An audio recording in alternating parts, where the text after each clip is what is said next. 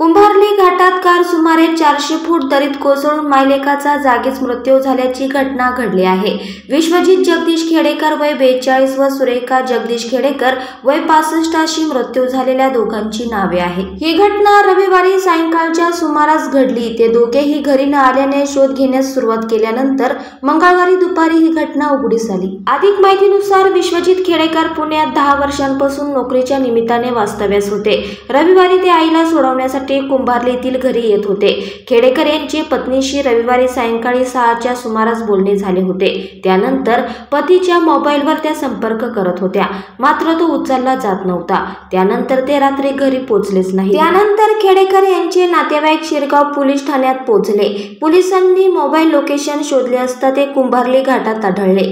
कुंभार्ली घाटात ही कार सुमारे 400 फूट खोल दरीत कोसळली होती। दरम्यान पोलीस व नातेवाईक ग्रामस्थांनी शोध मोहीम सुरू केली असता दोघांचे मृतदेह आढळून आले। विश्वजित खेडेकर यांच्या वडिलांचे 6 महिन्यांपूर्वीच निधन झाले होते। या अपघातामुळे खेडेकर कुटुंबाला मोठा धक्का बसला आहे। या अपघाताची नोंद आलोरे शिरगाव पोलीस ठाण्यात करण्यात आली आहे।